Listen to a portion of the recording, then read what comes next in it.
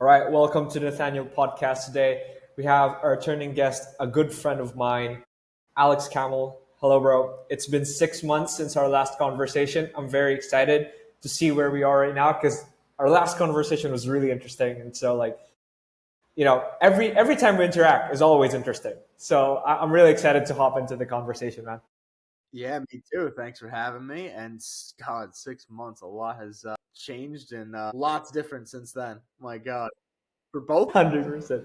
100%, dude. Yeah, it's been 6 months, which is crazy because I still remember that time where you messaged me and that you told me like, yo, your banner's sick. And I was like, yo, your profile picture is sick. I remember that, and even early days with people I was talking to about how to create their banners and things like that. I was just like, look at Nathaneal's. I'm like, just it was. I remember it was I write, you win. Like the most simple but elegant form of ghostwriting. I'm like that is just it's art. I'm like, it's just full art. I'm like, you get to get the message, and that's what you tell people. Like you're on someone's page for 10 seconds with their attention span. If your content works, you get them on their profile, and you have to explain what you do really quickly. I write, you win is just I don't know. I was loving it.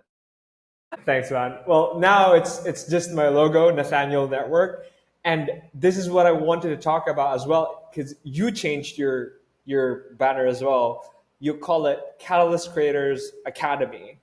Mm-hmm. I want to talk a little bit more about that. What's the inspiration behind Catalyst Creators? What's the mindset behind that?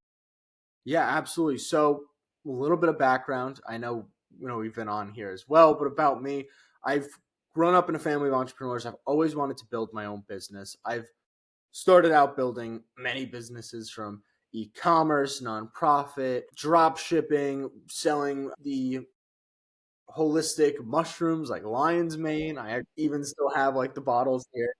But I've done so many of those businesses, and really just putting it all together. I mean, they really were the catalyst. Those experiences were the catalyst in being able to build up my business right now with personal branding. All about the content structure. The system building is really the most important thing that I think there's a lot of things that people need to understand and learn, that there are those few things that you can implement to your system that can change everything. It could be the catalyst to your success. And that's why I named it Catalyst Creators. And the reason for the Academy is because I've been doing a lot of one-on-one work with clients, kind of teaching them about each step, but now kind of creating it into the full coursework, documentation, worksheets to be able to have your own templates, to take maybe your DM script, your sales script, build out your funnel together within the process, and then being able to execute that. I think that a lot of people that are trying to build up get stuck in certain areas where, it's a lot about the content procedure, and then maybe you get stuck within just wanting to write viral threads, which are very good, don't get me wrong, but a lot goes into each part, and giving each part the attention it deserves is kind of where we find the balance and the success of a lot of people. Love that idea, man. One thing that really, I love the reason, I love the fact that you named it Catalyst Creators because, like, in scientific sense, a catalyst is just a booster, right? Like, it binds to chemicals and then it makes the chemicals react, but it doesn't produce the chemicals. So, in a way, it's like you are there to help them speed up the process, but it's still up to, the people you guide. It's still up to them. You can only function as long as they are there to function as well. Absolutely. And I'm so glad you mentioned this point because, yeah, of course, whenever any sales happen in any service providing industry, or just guiding people done with you as well, especially, there are the clients that are going to expect it done for them. Even if it's done with them, it's kind of just that give and take. And there's also clients that are going to do so much and absolutely work their ass off. And those are the people that are so fun to work with because that they're going to get it, they're going to make it. And I think it brings up such an important point, which is qualification. Just being able to make sure you're bringing in the right people. And when you format your sales page, when you format your parts of the system that is bringing the people in, a lot of people I've noticed, and I've done this myself too, which is why I say like a lot of people and myself. You have a Calendly question format where you kind of ask a little bit like nicer questions because you don't want to discourage anyone from booking calls, but those end up being the calls that you spend half an hour on and like maybe don't realize you can't help them, or they're not willing to jump into the service and things like that. So being strict with your qualification and questionnaire, not only does it bring in the right people, but it brings more authority to you.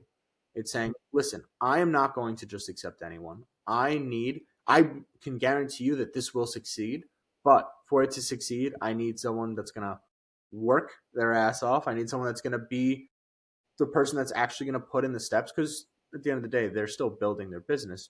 You're just giving them the guiding light and the catalyst to be able to ignite what they're doing. So you're going to need someone that's going to work their ass off, but you're also going to need someone that's qualified. Someone that you see within your brand that oh wow, if I could just go into this person's brand and just change this and that, or if I can add this to their funnel, there's no doubt they can succeed. And just thinking about that, because makes it easier for yourself, makes it easier for them. You get the reviews. I mean, there's always creating those win-wins is just so important when it comes to building any brand. Yeah, 100%, dude. You touched something there that really not a lot of people on X do. And I know not a lot of people on X do because my DMs, like my message request is filled with them. People who like pitch me for ghostwriting services. I'm like, yo, dude, I'm a ghostwriter, bro. Like, why would I? Well, okay, fair. To be fair, there are some ghostwriters, because they're so busy running their business, they do need ghostwriters. But I'm still a small business. In essence, I'm still a small business. I'm still not this big agency who has a lot of capital, who like I can just invest in a ghostwriter. But a lot of people, what's worse even, dude, oh my God. I just remember there was one who messaged me who diagnosed me with a mental disorder. Like he basically just, dude, I don't want to say the specific thing, but he basically told me, yo, I help people who struggle with this mental illness. Do you want to hop on a call? I'm like, what? Dude, bro. Dude, what are you doing, bro? But yeah, qualification 100%. You don't want to sell. Sorry. Yeah, go. You definitely didn't forget him. Yeah, I won't forget him. I definitely won't forget him. I still see him in my DMs because he's like, he bumps it up every now and then. I'm like, bro, do I really give off like someone who has a mental disorder? But yeah, 100% qualification is something that like will make life easier for you, make life easier for the client, ensure that you will get results, right? Because if you try to sell everything to everyone, it's just, dude, I tried that one time. It's just recently, actually. I ended up just not enjoying the work. Mm-hmm. Like I ended up feeling like, dude, if I just spent more time on the qualified people, I could have gotten more just because of the money. I was thinking, yo, they're going to pay me, so it's good. But then I realized if I just picked the people I want to work with, I could have made much more money and had more mental space than forcing the issue. Exactly. And that's why I really firmly believe in high ticket sales. I mean, everyone talks about trying to start with low ticket and then getting up to medium ticket and then high ticket. But I feel like that's the number one rookie mistake, honestly, because to sell a low ticket at a successful rate, you're going to need a big following. Low ticket should probably be the last thing that people do. I mean, of course, you can build up to a high ticket through lead magnets. And this is how I did it. I connected with a bunch of people while I was building out my profile. I wasn't waiting for 1,000 followers or anything like that before I started my business, but I needed to connect with people in the community. Then the next step to building the offer was that I just went out, asked 200 people that was verified, that would fit in the community. Hey, I'm building out an offer on helping people grow out their social media, grow out their X through thread writing and learning how to convert leads. Just wanted to ask you a couple questions of what you struggle with. I'm not trying to sell you anything. I just want to ask so I can gather enough data for my offer.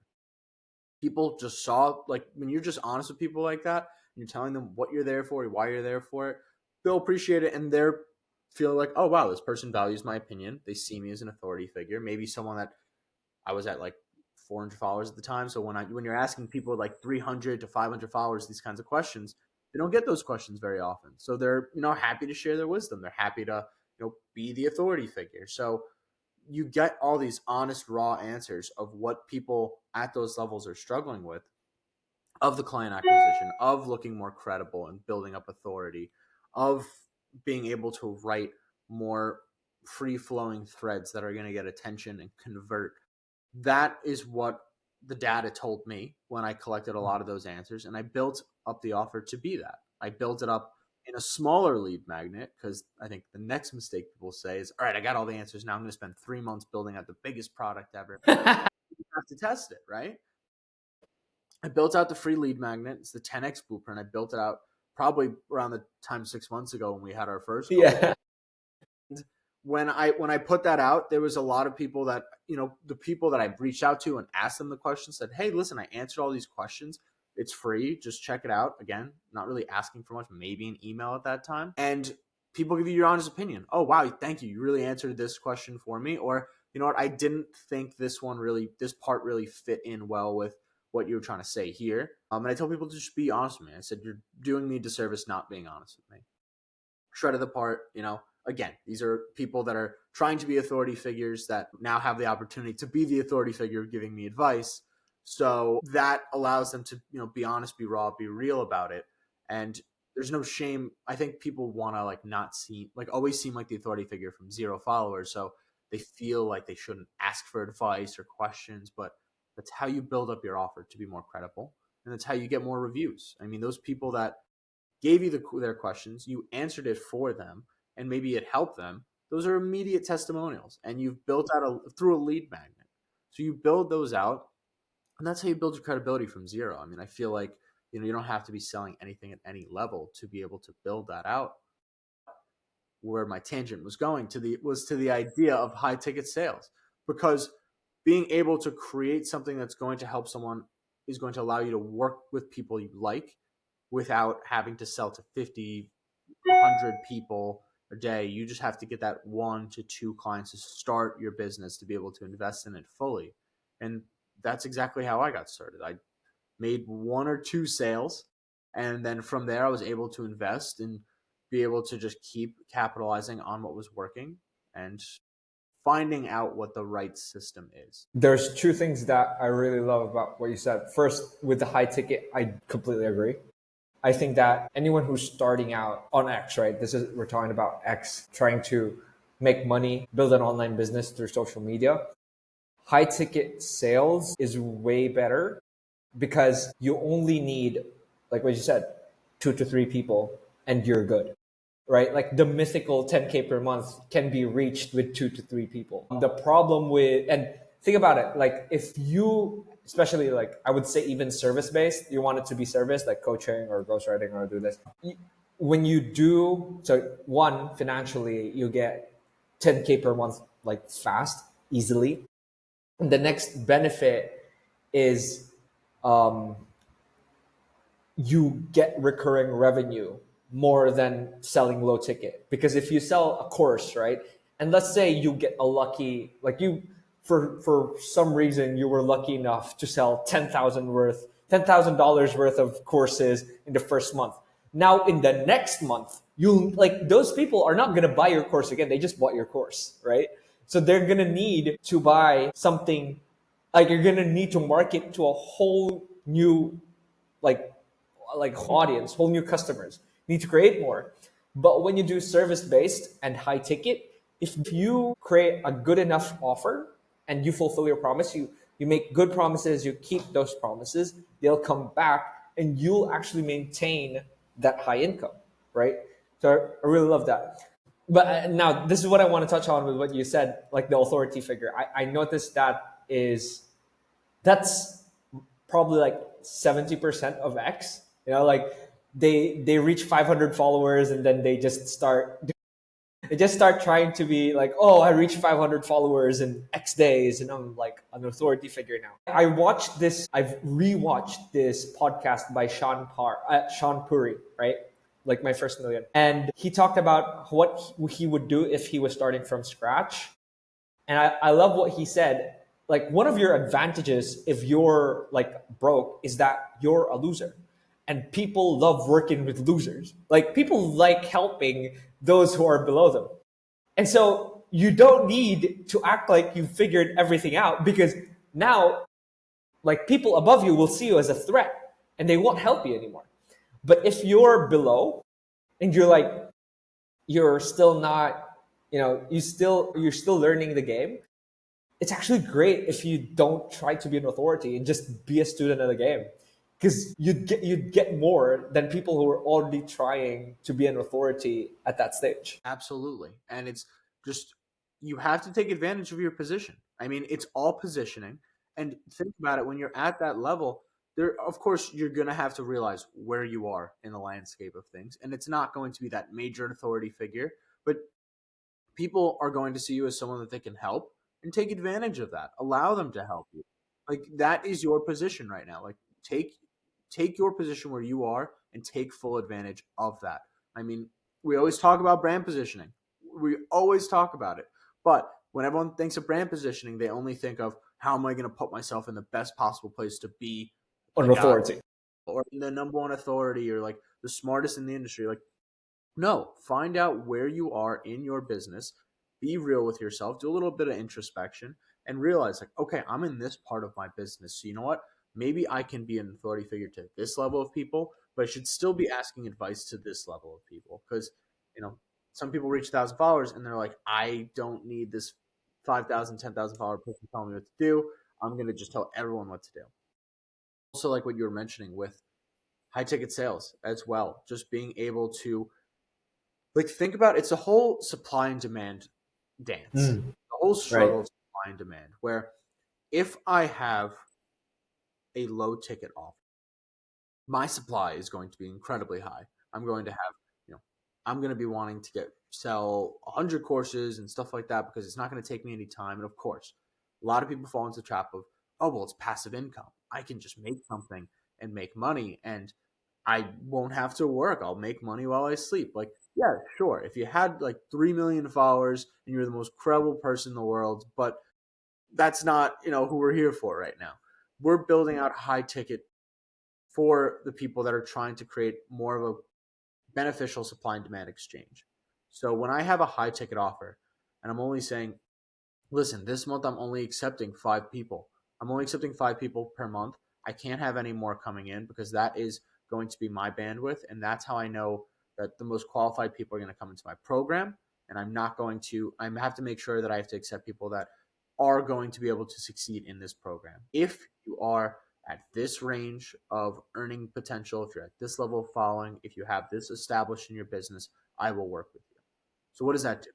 It brings the number of people down, of course, by bringing more credibility to yourself. You're saying, I can get these results for people that fit within these parameters. So they have to figure out the checklist of, do I belong? Can I qualify for this program? I mean, that is seeing just genuinely, can I make it to that? Maybe, I'm sure there's a program you've seen before that you were not interested in, but it says like, see if you qualify. And you're like, I just want to check to see if I qualify. Not do it. But that's the game. It's the whole power struggle of it. And also, let's say you only let in 5 people to your program and there's 6 wanting to be in there. You deny that one person for maybe, you come in next month, we'll have the program ready for you next month. And then you start creating more demand. When there's people that want your service that you don't sell to right away, there creates more demand and more push for it. Now, especially in the beginning, it's easy to be like, everyone get in here. I don't care, like, your qualifications, get into the program, because, you want to say how fast you earn this. Yeah, great capital, right? Exactly. And it's such a big flex, especially on X, not as much on LinkedIn, but especially on X, just like, I've earned this much, I've sold this much. Right. Yeah. It's more of a flex to people if you have people in line waiting for you for next month. Because if you what Alex Hormozy said, if you kill the golden goose, he's selling to everyone that's wanting to buy, then you have no demand for your next product. You have no demand to sell in the future. So you sell 5 with 7 demanding. So then you have 2 that are wanting going into the next one. Then the next week, the next month, you sell out 5 with 4 that are in demand. And then you build that out till maybe you accept 6 people, you accept 7. And then you see, how you can fit that out. But to always leave people with demand is the long game. I think doing it through that level of just someone wanting your service, but not even trying to sell to them, or not even trying to sell to them right away, saying, you know what, we're full right now. Wait till next month. We'll be able to get you in here, and we'll work out, how we can give you early access to coursework or something like that. So you keep them just interested in the service and not distracted, but also establish your bandwidth. I mean, you could say, establish your authority as well, but the product and the demand for your product will do that as well. Dude, I love that. That's some like old school economics right there. I love it, dude. But one thing I learned it the hard way. Dude, I think you took like a master's, no, psychology, right? But did you like do economics during that time, or? No, so it was industrial and organizational psychology. So that was Right. my master's program. So Yeah. it actually aligned very well with what I've ended up doing here, which is I worked specifically within industrial and organizational psychology as an HR consultant, helping teams that have problems with their inefficiencies, helping them become more efficient by building out their systems through training and development, through system work in general, with just overall workplace strategies. So that's exactly what I've been building here within building out the systems, because I mean, that's just always been fun to me throughout like education and throughout just like psychology in general. But systems are psychology, and I can't preach that enough, because if you build out your system in a way that's going to just free flow, of course, you're going to have to put certain inputs into it to allow it to flow seamlessly. But that's how you can just consistently work on something without having to change and shift and lateral. And that's where most people lose their time or their absolute faith in the idea that their system's going to work through, because a lot of the biggest problems is the doubt of, I'm putting in so much effort, is this even going to pan out? And building up the right system is something that ensures you it's not a matter of if, it's a matter of when. When, right? Yeah. It's like atomic habits, right? What he said, so that still stuck with me. What he said, where if there's a hose and there's like it has a coil in the middle, if you want more water, so because it's coiled in the middle, less water goes out, right? And so there's 2 ways. If you want more water, you can deal with it in 2 ways. You either like fix that coil so that water runs through smoothly, or you can crank up the valve so that more water comes out. The problem with cranking up the valve, which is most of what like motivation, like just keep pushing through, just keep doing it. Most of the content on the internet where you just keep doing it and you crank up the valve creates friction, which then overloads the system, right? You can only get as far. But if you just fix that coil in the middle and you let the water run through it, then it just becomes more efficient. Now, if you crank up the valve, it's like super powerful. Absolutely. And that's how your funnel works to a T. That's absolutely it, because you just have to be able to just know, okay, this part is going to lead here. And that is a lot of the issues, I guess, of the beginning, or just like when you're trying to scale to that next level. A lot of people get stuck on that idea of, all right, I was able to make money because I did this manually and I did that manually and I just followed where everything went. And you can definitely make it to 1 to 5K to even 10K a month doing that. But the problem is when you get to a certain point, you are so burnt out, or you just don't have enough time, because either your offer is just too much service, as we were talking about before, your offer is just too much service time that takes away from you, or you just don't have certain processes simplified or automated, or just being able to establish how you can bring on more clients, but still effectively bring results for them. So just making sure that everything within that system, of course, has to fit within your client satisfaction, number one overall, because that's everything.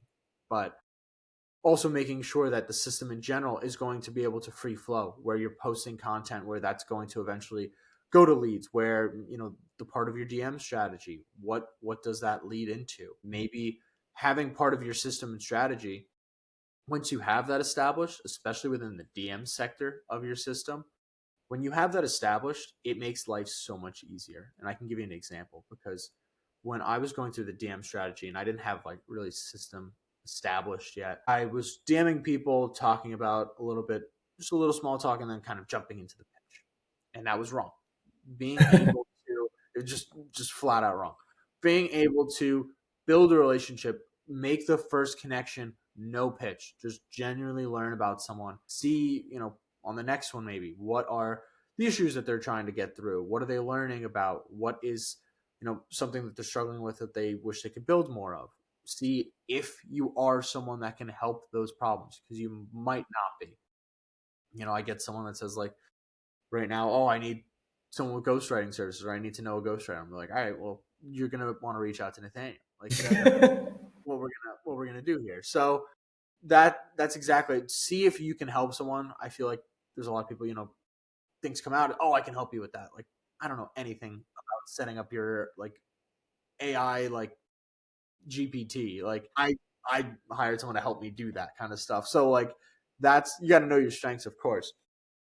But when you message someone with the intention of just building the relationship first, maybe 2 weeks down the line, you have like a funnel system where it's, you know, at this point, at X point, I'm going to bring it more into a pitch, or just see, you know, if my services can help this person. And then it's more of a natural conversation.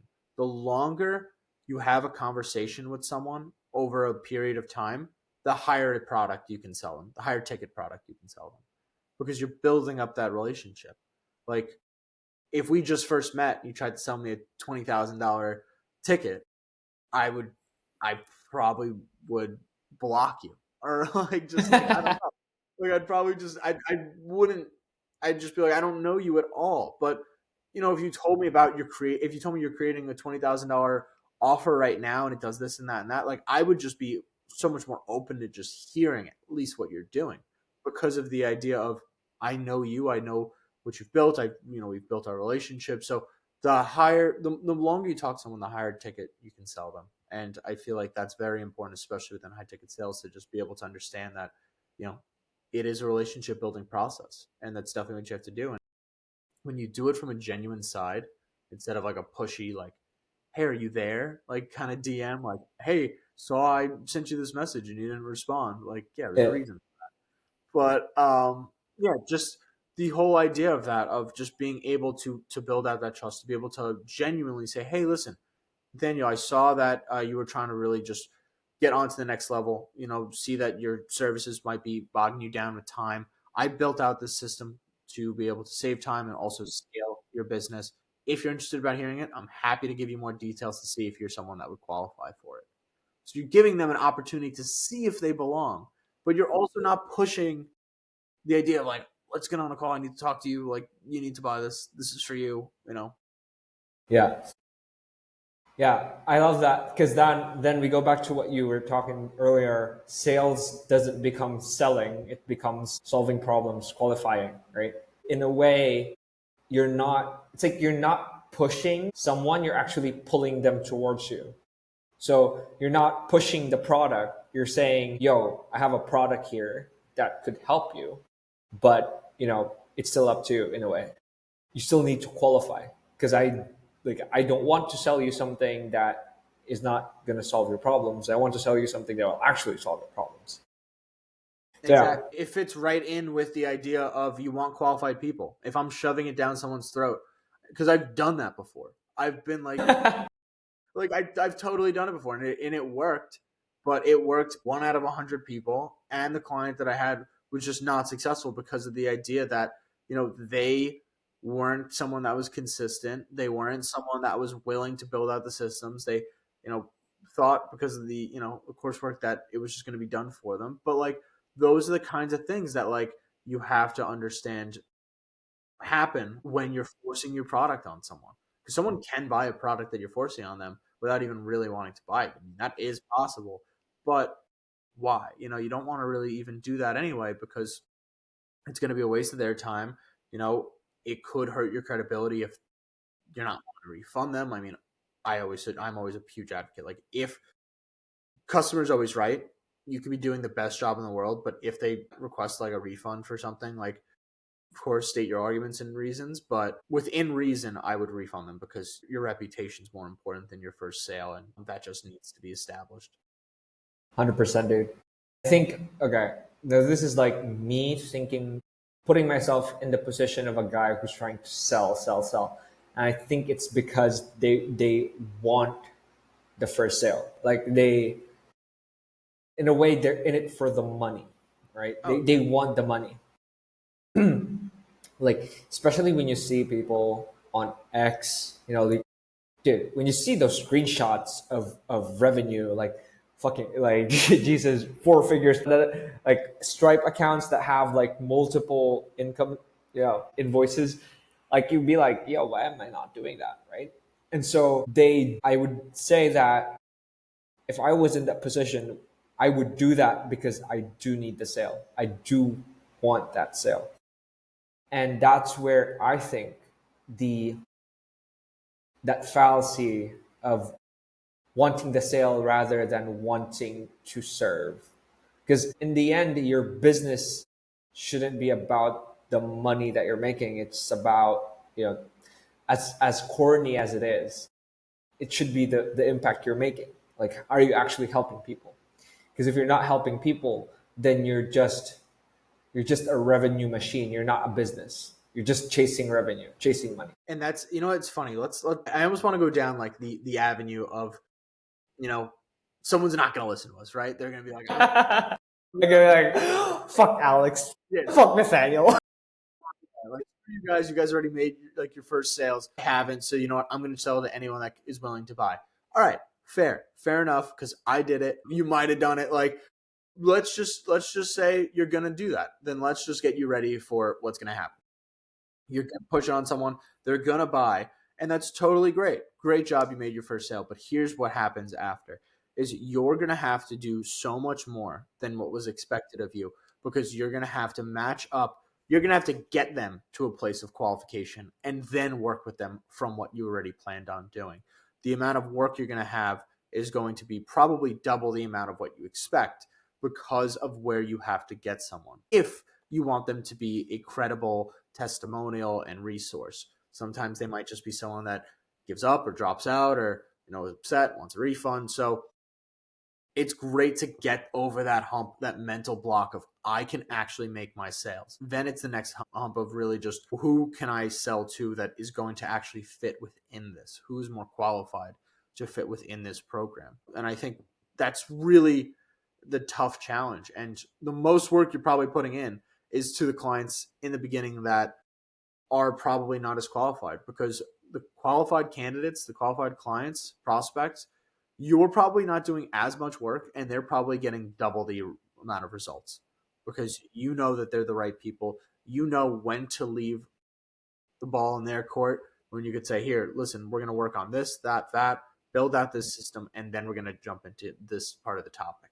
And then you're getting feedback from them like, hey, listen, built out this part, ready to get on to the next step. All right, let's do it. We're going to build out your system within the client acquisition sector now. Going to each part is going to be so much easier, because you feel like you have a partner in their business as opposed to taking over their business. I guess from the coaching side, that's my experience, is when you have a client that's willing to actually drive their business forward and really willing to put the work, you feel like you're working with someone as a partner that you're building up their business with, as opposed to just doing it for them. When you have to like message them, be like, hey, like, you haven't posted in a week and stuff like that, then you're not going to have a client that's going to do as well as someone that's telling you, hey, I'm ready for the next step. Let's keep going. Love that, dude. For me, as like a ghostwriter, just to put the ghostwriter's perspective in as well, I try to just be as good of a writer as I am. So I think like you don't need to sell more, you just need to get better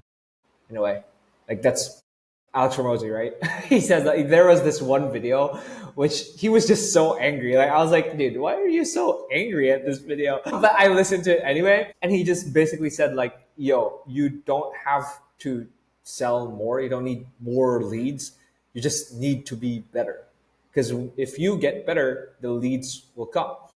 And that totally makes sense, right? If I create if I more followers, if I'm gaining followers at a rapid rate, if my posts are getting like tons of engagement, if I'm monetizing, like basically if I walk the talk and I have people who like testimonials, social proof, if I have that, dude, I don't need to push. All I need to do is wait for that person to see my post, to see that social proof, to see my profile and be like, holy shit, I'm like, this is exactly what I need.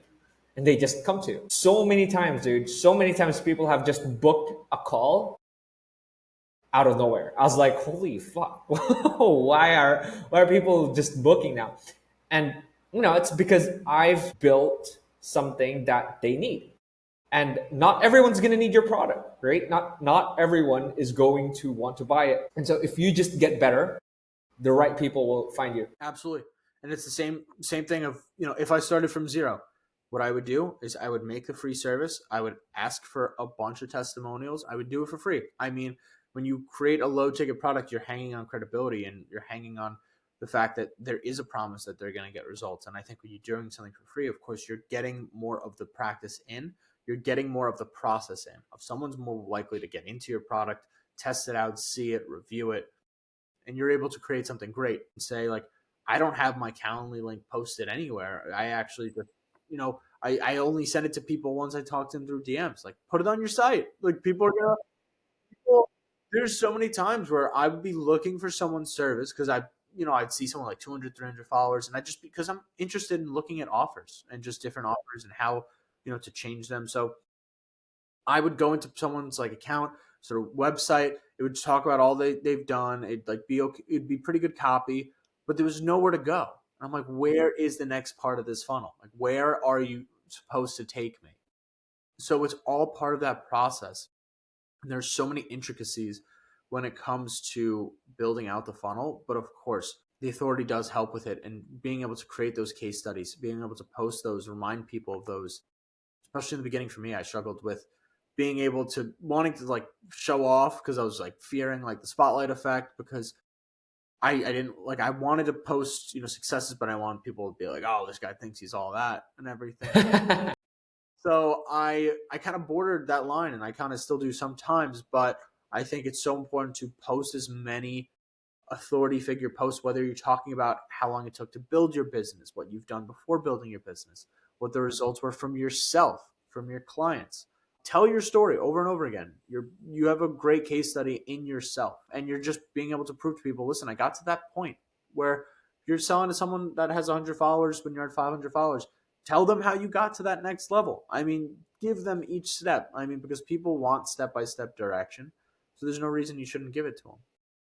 The number one thing I definitely want to mention, and this is so important because I feel like this is a major problem. So if anyone is listening to this and wants to take away one thing from this conversation, this is something that I would say would be it. And it's just a simple implementation for free, or sorry, information for free, implementation for fee. And that I could not agree with more. You want to give out as much free information as you can because you want someone to feel the confidence to be not only, oh, wow, this person's giving me so much. I'm seeing them as a credible person. I'm seeing them as an authority in the space.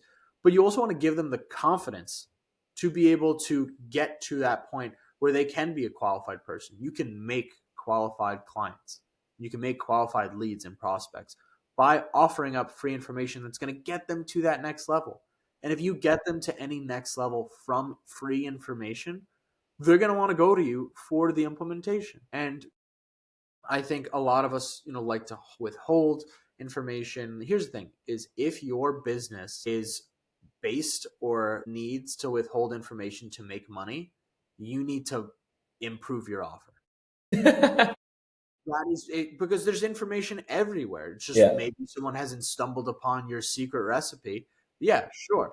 But there is a lot that needs to be done. Like within, like we were talking about, within edits, within my coursework, I give out a lot of the information within my content, within all of those things, because in the program, there are scripts, there are worksheets, there are things that you're going to build in a guided way that's going to allow you to add things to your funnel that is going to be part of your arsenal in a sense. So that's why it's easy for me to hand out more of the information to bring in the implementation. And I'm sure with your business as well. I mean, correct me if I'm wrong, but you offer a lot of the writing advice because you know that you can provide it, but you can also teach more of the intricacies of writing and things that people can establish within their brand that just can't be replicated to a degree of just saying more information. So that's why it's so important to just educate the audience where you're giving them steps to move forward. You're giving them things to do for your free audience too. So I could not stress that enough, because that's been something I've made a point of this New Year's is offer so much more information, offer a lot more where people are just saying like, holy shit, this is free. Like want to have that effect. And I think that those are the people that are the most successful within personal branding. 100%, dude. That's truly something that I implement. I give everything away for free. The thing that I withhold are more of the, like any tactic, actually tactics and strategies. I give away everything. Like I only withhold a few that would get them the unlock, like because, and it's not like super. It is valuable information, but it's those things that are the only thing that would you need to get to the next level. But anything from that, and anything that is, from the last step, I would lay it out. Basically everything, man. And which is I love, because that's what we're doing right now. We're basically giving all the sauce, dude. We're handing all the sauce here. Exactly. And that's the thing. The thing that you're holding back for more implementation is the catalyst. I mean, Yeah, wow. I love like that. I love that's that. going to spark people. That's going to, like, there are sometimes, people that I've worked with where, it is just those 1% tweaks that they have to make to fix their offer to a whole new level. And it's just like, oh, okay, like I knew I had to do it, but I didn't know I had to do it in this particular order, this particular way. Right. Or it's a lot of working through that, which is fun for me because, like I said, I did this for my master's program, just building out systems. So I've actually come up with the idea because, everyone wants to be the guy or the girl or man or woman in something. And I thought about, am I, the content guy, or am I, the sales guy? But really, I'm the systems guy. I'm here to build out the systems, of course, within implementing your content strategy, your sales and acquisition strategy. Those are all parts of the funnel that I'm building with you and creating for you to personalize. But at the end of the day, the most important thing that people learn is the systems itself and how to create it where it's sustainable. Because the biggest fear that people have when joining personal branding is I am at this level and I'm stuck, or I'm putting in all this effort and I don't know if it's going to get me to that next level. I don't know. I'm making one to like 4K right now, but like I want to be able to make the next level. And the part that's going to do that for you in a sustainable way, that's going to actually make you a business owner and not someone working like a 8 to 7, is going to be systems, which is just kind of what has really inspired a lot of this offer. Beautiful, man. Systems really are like it streamlines all the leverage that you have. So important. Can't stress it enough. I mean, of course there's the intricacies within content, client acquisition, but you get into those through like scripts, and you get into those through practice and going through that. Of course there's, once you're scaling, there is the option of outsourcing and those kinds of ideas. But oh, you know what? This brings up a good transition to the death of the solopreneur, which I would love.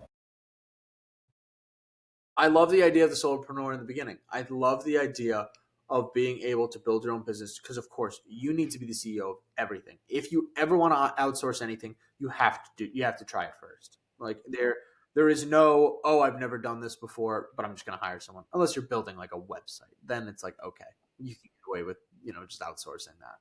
But for example, something more like client acquisition and DMs and sales, you're not going to want to outsource that until you've absolutely mastered your own process, till you can teach others your process within that, and then you can feel comfortable handing it off to someone. Of course, you don't want to do that kind of thing until you're at a specific level where you feel like your time is too valuable to be able to be involved in every process where you need to start outsourcing and training people. But of course, training the best people, finding the right people that are going to fit your brand and your brand theme. And I bring this up because I was working with a client acquisition firm one time when I was selling an offer, and it was helpful because we were getting out a lot of output, a lot of DMs and things like that. But the tone did not match my tone. So when DMs were being sent out for me, a lot of it didn't match up with me well. A lot of it didn't fit within my mission, and I had to we had to keep going back to the drawing board. Like, all right, let's try to respond in this way because I feel like this would fit more and stuff like that. But the messaging just still wouldn't fit what I was going for. And then not only does that hurt your personal brand, but it hurts your credibility, because if you have someone DMing on your behalf saying, are you there? Hey, Nathaneal, where are you? I want to sell to you. Stuff like that. It not only not help, but it could hurt. So making sure that you are putting yourself in a position to succeed by allowing the training and development to fully take place. Of course, something that I hold to a high standard, which is that training and development, is the idea of just making sure that you set up your systems correctly. But the death of the solopreneur is definitely just involved in the idea that you can do everything yourself for a little while, especially when you're first building out your business. It's incredibly important because you want to make sure you save every dollar you can for everything that's important that you need. But once you've done that time value exchange, you're going to want to start creating that money value exchange and just really just incorporating that to be able to not work 14 hours a day, and also to just be able to build the business to be sustainable. I mean, you're going to have to be able to feel like you're not constantly on pulse with every single intricate detail. You got to start trusting your process, trusting your systems. Once you've learned it, create that development program, and then teach someone that you're onboarding. So a couple of things there. I think like the 4 key functions that you like of the business that I think you should know and not outsource immediately is like 1, sales, right? You have to know how to sell. 2nd is marketing. So sales and marketing is kind of similar, but marketing is basically one-to-many. And that's like telling your story, positioning yourself, all that good stuff. Building the product. Like if you don't know how to build your own product, like dude, there's like that's no. And the last thing is customer experience. How to make the customer, feel like they're in a journey, how to deal with them when they're happy, when they're sad, when they're like demotivated, when they're angry, all that good stuff. So those are the 4 things that I think all the businesses should do. But with the death of the solopreneur, I think one thing that people because I believe that the idea of a solopreneur was born out of the philosophy of Naval, where he said like labor is outdated, right? Like he said that labor is the most outdated form of leverage. And which if you think about it, there's not like the labor before, where it's like specialization and division of labor, is outdated. Like no one is out there, just doing one specific thing. We all kind of know how to do different things already. But I think a better way of thinking about labor is collaboration, right? Instead of thinking of it as someone is working for me, a better way of thinking about it is someone is working with me. So, lean startups are not employees. So when you build a startup, if you think about the PayPal mafia, right? They all had equity. They weren't employees. Everyone had equity. And so as the business grew, they also grew. So I think that's one thing that everyone who is wanting to start an online business and was sold the dream of solopreneur should take into account is it's not bad to work with someone, as long as it's first is collaboration. You're working with them. You're not treating them like a lowly employee. And two, if you can, make more impact. Again, dude, if you're just working by yourself, you can only do so much. But if you work with other people and they can do the same things almost as good as you do, you're going to next your efforts. Absolutely. And it's all about, like you said, not treating someone like a lowly like employee. Like, even if you have them as a contractor, like where you're just paying them, for their services, you want to create win-win situations. And you want to do this whether you don't do this in everything. I mean, obviously your client satisfaction, the win-win is they receive success, you receive testimonial. Anything within something like contracted work, your business expands from their work or from their job, and you either give them, if it's sales, maybe a commission. If it's something where they're helping build the systems, maybe you just work with them more or refer them or just genuinely help the people that are on your team, because that is just the most important thing, because you want to create a culture and an environment where you're creating win-wins, one, but also you want your success to be tied with theirs, because you want them to feel like your success is tied with theirs, because then they want you to succeed. I mean, just simple as that. Yeah. And so many different ways you can create win-wins in your content, to grow a following, to build out your offer, your business, to help people within client satisfaction, even within guarantees of your offer, which is exactly what I've done within the new academy coming out, which is the idea that if I'm bringing someone qualified, then I know I can get these results for. I have my guarantee baked in that I work with them until we get those results. It's this much, but I work with them until we get these results, because of the idea that they're someone that's qualified. They're going to fit in with the principles. As long as this work is done, of course, as we always mention, as long as this work is done and set out for, then there is no reason why they shouldn't succeed. Also, another example of a win-win that I think was super important for my growth on X that I want to share with everyone, because I think it is such an easy copy-paste method. And this, like, people say that and then it's like, not, but like, listen, please, I beg you, like, because of the idea that when I was first on X, I was fascinated by spaces, because I used to do spaces when I was on Web3 X, and just talk to people, get those connections. And the people that I would meet in spaces, yeah, sure, you'd only get like 2 to 5 followers in the beginning, but these are 2 to 5 people that are going to comment on your post every day and like your post every day. And as a beginning creator, when you're at that 0 mark, having 2 likes or 5 likes is like, oh my God, I would do backflips when I was. So, like, I mean, never forget that too. But the idea is, that's the kind of quality that you can get on X Spaces. So I thought, how can we leverage this more?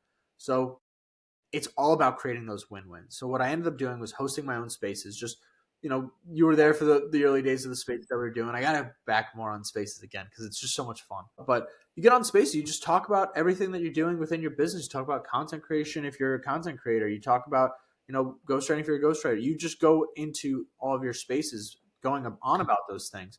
Build like the tiniest bit of people that join, like 5 to 10. And then go to those bigger accounts. Go to those bigger accounts that are maybe 1,000 followers above you, or 2,000, or even strive for the bigger accounts with quality messaging, where your call to action is, I want to get you on a space so I can help you pitch your offer. I want to ask you all about your offer. So let's say you're that 50,000 follower account, and I'm the 500 follower account with a good space. I'll message you, Nathaneal, and be like, Nathaneal, love all your writing. The amount that you've done for people is great to see. I actually would love to educate my audience on how much you can help them potentially. Why don't we get on a space and I'll just ask you and interview you about all of the things within your experience, and then can get into, and we'll be happy to ask you questions about your offer so we can help plug that too. So you obviously have the win of being like, this person just wants to interview me and ask me about my offer, where I don't have to pitch to people. I can just like answer the questions, and that's essentially pitching in itself, because this guy that has this space is gonna pitch my services for me, and I win because I get to leverage 50,000 people that want to come check you out and speak to you. See, when they come into the space, they see that I'm the host. They're like, okay, who is this guy? Why is he hosting this level follower?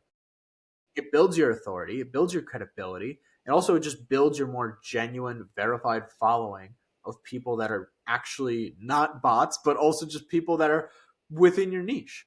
And you do this with a number of people. I ended up doing it with yourself, Nathaniel, with Taylor Simmons. We did it with Kimia. We did it with Aaron Will, Sarab, so many people that we were able, Dan Goldfield, so many people that were able to get involved in these spaces by just offering them win-wins. Just saying like, hey, I want to talk about you.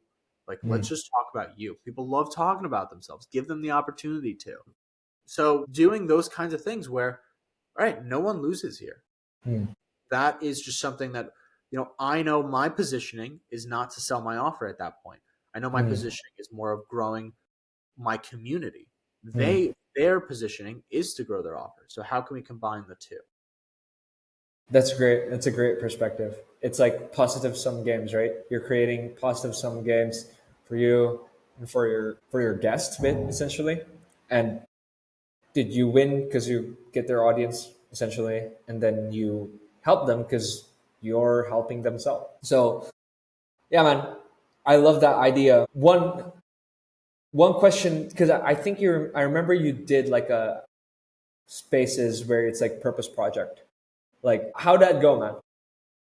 I love the Purpose Project. The Purpose Project was born on the day I started, where it was all dedicated to the same thing that Catalyst Creators has been kind of more of the rebrand. But the Purpose Project was all based within, because I was helping creators at that point that were just completely at zero, trying to, build up to a certain point where they can be monetized and they're set up their system. So it was all about finding out what people's purposes are and how to capitalize that on building out the foundation of their brand. So it was a lot of foundation building when it came to the Purpose Project, where we talked a lot about creators from zero and being able to get started within that, and still have a ton of different information involved that can help people from zero as well.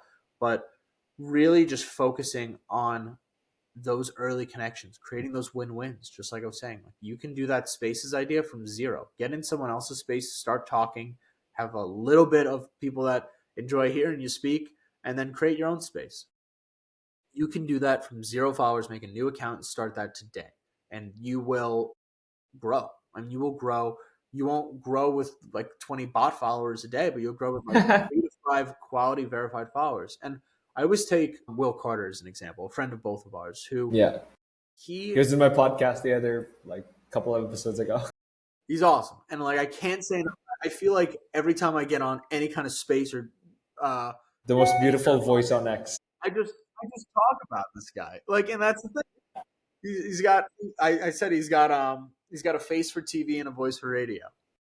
So that's the thing, is he got on one of my early purpose project spaces, and I was talking to him, and he was having such a genuine conversation. And I saw that he at the time had maybe like 50 followers, and we were talking, and you can tell like when someone just started, but they're not going to just end there. That they have that kind of potential where they're going to be growing. So we talked for a while, and then we're like, you know what, let's get on spaces all the time together. So we started getting on spaces. He was very active on spaces, and he didn't grow his following as fast as other people around him did. But what he did was he grew a verified following way faster than everyone else did, because of the amount of spaces he was doing, because of the amount of quality connections he made, and the amount of people that he talked to in spaces that then when they go to read his tweets, they read it in his own voice, his own radio show host voice. So that is the purpose of getting that kind of quality, is you're really able to. So he has, I don't even know. Let me go check. I think he has like 1,000. He has 1,600 followers, 1,630. Yeah. And he's growing fast. And he's growing fast because now every piece of content that he puts out, the level of engagement that matches it are probably of most people that have like 5K followers, because it's just the amount of people that actually bought into his ideology. And the ratio of people that did that to his following is different than what a lot of people's are, because of that dedication to quality. So yeah, I guess just a big love fest shout out to him. But yeah, that's the kind of thing that I like to preach within, just being able to set forth quality, because I've seen people 200 followers have more of a reliable audience and people that they can count on, people that they sell to and make like 5 to 10K a month, compared to someone with like 10,000 followers that just doesn't have anyone interacting with them. Their impressions are like 50, and they just don't have anyone buying anything that they're selling. 100%. Simply, authority is not just followers. Authority is if I go on someone's profile and I see someone has 500 followers, but I see they get like 200 impressions per post, and then I go to someone that has like 7,000 followers and they're getting 200 impressions per post, I'm going to see this other person that has the low following and be like, what is special about them? Who follows them? Is it like just some people that I've seen in passing, or is it like Nathaneal? Is it Dan Coe? Is it Taylor Simmons? Because if I see the people that follow this guy, I take that as more of an importance around the number of people. Oh, 100%, dude. I've followed so many people who have low following just because they were followed by someone I respect. Yes. Because you see it that, right? Like when you tap their profile and you see like this guy is followed by like those people, then you see, holy shit, this guy is being followed by people I respect. Like I just hit follow. And you immediately think, you're like, oh, this guy must be an industry plant. Yeah, exactly. Yeah. Yeah, 100%, dude. You're like, I gotta get in while maybe he'll remember I'm like. Yeah, I followed him when he was early. I can cash out. Exactly. That's what I did with like. It's so funny. I do that with Will and Kimia even, because me and Kimia joined X at the same time. Right. Shout out to her, amazing writer as well. But I say to her, I was like, I'm almost positive I was like your 13th follower, and now she's got like what 20,000 followers. This girl. Yeah, she's so big now. I also got into the hype early. Yeah, exactly. We were OG followers. Yeah, it's just like there's a sense of pride in that, and that's exactly something that I think is super important with having people be part of your journey. Telling them your next goals, because I say that about you, I say that about Kimmy, I say that about Will. Like I was like, God, I was there from day one, so like it's fun to support these people, because you're like I was like one of the first people. OG, bro. I could have fit like just like a room full of people when I was a follower, but they're not this huge audience, and you want your followers to feel that, to feel like I was here early. The sense of pride when it comes to being able to be an earlier follower. Like even people within your offers, you can make them feel special like that. Like so when I opened up my community, at first I made it free for like the people that I was close friends with. Then I made it into a one-time charge for the people that were willing to invest in me. And then I made it into a monthly charge for then the people after. But, people that joined for free were there for free. People that joined in for one time never got charged again. So you rewarded those people for being there early by having the value increase, but including them in what was their level being grandfathered in, essentially. So I always find, that kind of levels with, give them a reason to be like, I was there early. I was there when this group was free. I was there when, this was that. You want to create an audience that can, root for you within those win-win situations. It's just an example of another win-win that, people can just feel extra special about. And it's just so important to make them feel that way. I think that with the follower count, I don't know if you saw the post by Tom Bellew. Which one? Let me see. So he had a post where he said he grew his following for Instagram like to 2 million followers or something. So he just grew it just simply by growing it. And then he sold a product. I forgot what product it was. I think it was SaaS or something, and no one bought it. So imagine that, like 2 million followers, 0 sales. Like that's the gravitas of having a good following. Because you can have millions of followers, it's still no revenue, 0. Absolutely. Right? So that's also why, in a way, when you'd rather you're also playing the qualifying game when you're doing following, like growing your following, right? Because you want that following, you want the people in your funnel to be the people who would buy your product because they see value in you. Not just for you to make sales, but because they actually see, okay, this guy can help. So yeah, man. Well, that's just the last thing that I wanted to say, because that's something that stood out to me. So just curious, like, what are your future plans? Do you have anything that you're about to launch? Anything that people should look out for? I do. I don't know how much I'm willing to give up yet. But actually, you know what? Yeah, I can definitely share because it is almost kind of completed. I've been working on it since early December, actually like end of November. So it has been kind of more of a cohort launch that I've been working on, really, as I mentioned to you, building out the systems for people and focusing on each intricacy of the system together, going over through coursework, personal calls, group calls within the community as well, really building out each part. We include a lot of things of scripts that people can use as templates to be able to make their own for DM, sales, anything like that. So not only do we help establish the system, but we help build each part of it out. So that has been a fun adventure of really working with my team to really discuss, review what is the best method that people have gone through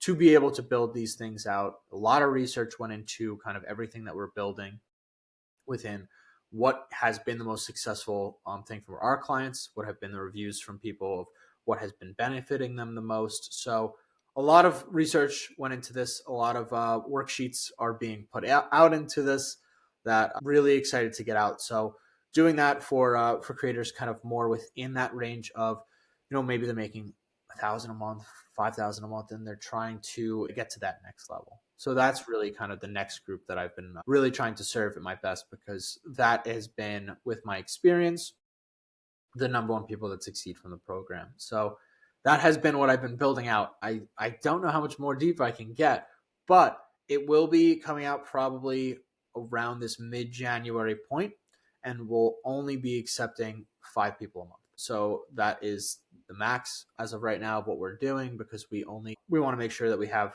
the quality to focus within the right people. And also, you know, as we've talked about before, we want to be able to make sure that this are the 5 people that are willing and want to and ready to get to that next point. You know, if we're taking 10 people, we'll probably be, you know, stretching yourself out too thin and taking people that may not be as qualified. So really want to make sure that this is dedicated for the people that are really ready for that kind of change and really willing to put in the work, because as we both know, you get out what you put in. So super excited within that. Definitely have been churning that away on that. But also something that I wanted to ask you about, which I'll let you start first. But what are because I have some New Year's resolutions that I want to add to my business as well as myself personally. But I want to ask you, what are your New Year's resolutions?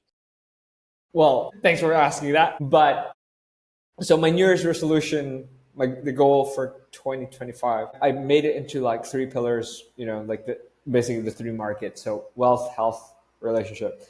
I want to build so for wealth, I want to build the business to 100K per month. So I plan to hit that. I think, well, I have a plan on I just need to execute. Quite a solid plan, I would say. And so just need execution. With health, I want to run a marathon. I've never run a marathon. I like running, but I haven't run a marathon. So I'm going to join a marathon, and I want to increase my PRs as well. My priority is the marathon first. And then the relationship thing, I just get engaged like last month. Congrats. Thanks, dude. And so, but right now there's still some issues like when the marriage will be, because her family is abroad, and like my country is weird for some reason. I think we can't get married without parental consent until 25, which is like a odd law. So we still need to figure that out. But for relationships, I want to plan that out, plan the wedding, and maybe hopefully get married this year or the next. But yeah, how about you, man? What's your goals? Congrats. In the business, I was looking at the numbers, and I definitely was aiming for somewhere between 50 to 75K a month. That is like what I want the last month around to be at. I had my last month goal hit, as we talked about, this December. So yeah, dude. I want that to be the next goal for going into next year. Probably, my max goal would definitely be like my happy goal would be 75, and then definitely want to hit that 50K at a minimum. So that is my end of year goal. Now, within system building, definitely want to make sure that I have my business within a range where I'm not working like a dog. I mean, I love the work and being able to work on the business. But in the business, I would like to have, everything systemized, built out, kind of just the way that I've, preached as well. So definitely kind of that next step in the process. Now, in terms of creation, I actually wanted to bring up. I wanted to because I just started on LinkedIn. I was a recruiter on LinkedIn, so I have a decent following already. But I've been building out more on LinkedIn, so expanding there. But also have been considering getting into YouTube as well. So maybe making the trilogy of X, LinkedIn, YouTube my niche is definitely something that I'm thinking about expanding to because I've been wanting to incorporate more video into my brand. So definitely YouTube has been a thought of mine. And within the goal, I want one of those damn plaques. I want that 10,000 follower plaque, 1,000 subscribers, because that would be pretty damn cool to like maybe hang up like back here or something like that. That is sick. Now you're inspiring me. You're giving me ideas now. Come on, man. How cool would it be? But here's the thing with repurposing. I was thinking about it like you cut up a couple of these good points that we made in here, make them into shorts. I was thinking I saw some guy that had like 3,000 followers, and all he was doing was he had a Spotify, like it was just audio, and he had like his cover page, and then he just had the captions running along the wording. I got a picture. I'm like, this is a Spotify. Like I'm like, I'm like you could do this. So I'm like looking through. I'm like, all right. I like that's my goal is like once I get in this next month, once I get the offer completed, and then the client acquisition system all built out and completely running on this new offer, that is when I'm like ready to dive into YouTube. But yeah, definitely excited for the offer to come out. Excited for the new creation on the different content procedures. But yeah, excited for it all, and definitely going to be a good year. So pumped. Hell you, dude. I am also very excited for you. So for anyone who is like looking to join early, because as you said, just 5 spots, anyone who's interested, where can they find you? Like what's your tag and your newsletter? They could DM me at the Alex Kamel. If they look at my profile, they can get into my newsletter. Just actually, they'll get the next blueprint lead magnet that I was talking about before. So they'll get that sent over to them as well as the newsletter. But if anyone's interested in the program that does fit, what they'll do is they'll DM me, and then I will be able to send them the sales page over from there. I'm going to be posting up the sales page on the Stand Store link that I'm going to have in my bio pretty soon. So if you are seeing this at that point and that's up on my profile, then that probably means that the offer is up, or at least for waitlist. So that is the early access. But I guess if people were really determined to get in on the early access, to just message me while this is all being put up. But yeah, it's going to only be 5 people. And last time we had a 6-person offer, we sold out in 2.5, 3 weeks. So definitely, if you are considering it, feel free to message me, and we'll be happy to talk, see if you could fill out the application, see if it qualifies. Awesome, dude. So again, it's such a great conversation every time you hop on here. Really glad to get connected again after 6 months. So many changes. And I hope to see you again after 6 months. Man, next time we're putting this maybe on YouTube. I think we got to get you on there. I feel like it would be great. But maybe that could be a fun adventure. We're building YouTubes together. I mean, we can do that. We'll see. Let's talk about it in the DMs. One thing that I'm thinking of is like making it like a live stream. Actually, I'm thinking of like making these podcasts live streams so that people could chat. They could ask questions. I love that. Yeah, that'd be right? Great. You yeah. do it within, whether it's within a community or just maybe even like X Spaces. I mean, can't you like do video chats? Like so now we can do like that. But yeah, these would be a fun live stream one to do. Yeah, I think in X, I saw that option. I was like, huh, you can live stream. That's sick. I'm gonna try that. Yeah, awesome. Well, let me know when you're doing it because I'm gonna be pumped to be watching, or I'm gonna be jumping on board. Hell yeah, dude. Well, I'll see you again. Awesome, man. Pleasure. See ya.